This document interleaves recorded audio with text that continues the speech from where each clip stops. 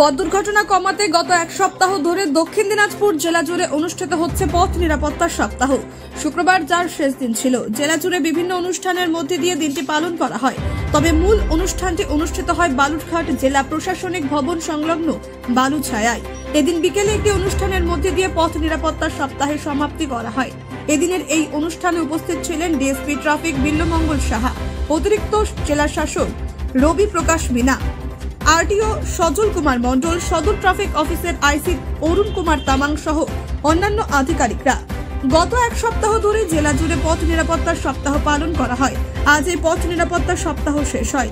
এদিনের অনুষ্ঠান থেকে হেলমেট প্রদান করা হয়। সবশেষে বালুছায়া চত্বরে বেলুন উড়িয়ে একটি সচেতনতামূলক র্যালির সূচনা করা হয়, যা গোটা শহর পরিক্রমা করে। এই বিষয়ে ডিএসপি ট্রাফিক বিল্লমঙ্গল সাহা বলেন, গত 27 তারিখ থেকে দক্ষিণ দিনাজপুর জেলায় পথ নিরাপত্তা সপ্তাহ পালন করা হচ্ছে। আজ এই কর্মসূচির সমাপ্তি হলো।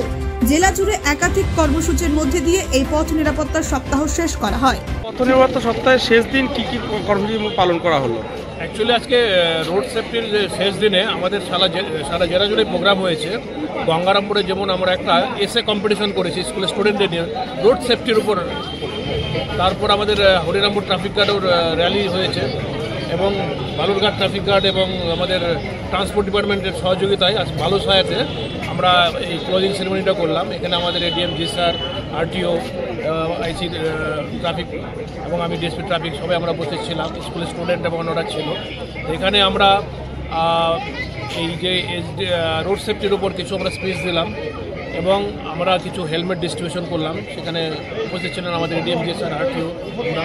তারপরে একটা ট্যাবলো এই ট্যাবলোটা যেটা 27 তারিখে স্টার্ট হয়েছিল, সেই ট্যাবলোটা ঘুরে আজকেও শহর পরিক্রমা করবে এবং প্লাস ফলন বাই একটা আমাদের র্যালি, এসডিএসএল র্যালি পরিক্রমা করবে। বালুরঘাট থেকে মান্টি সিং এর রিপোর্ট, কুলিক নিউজ।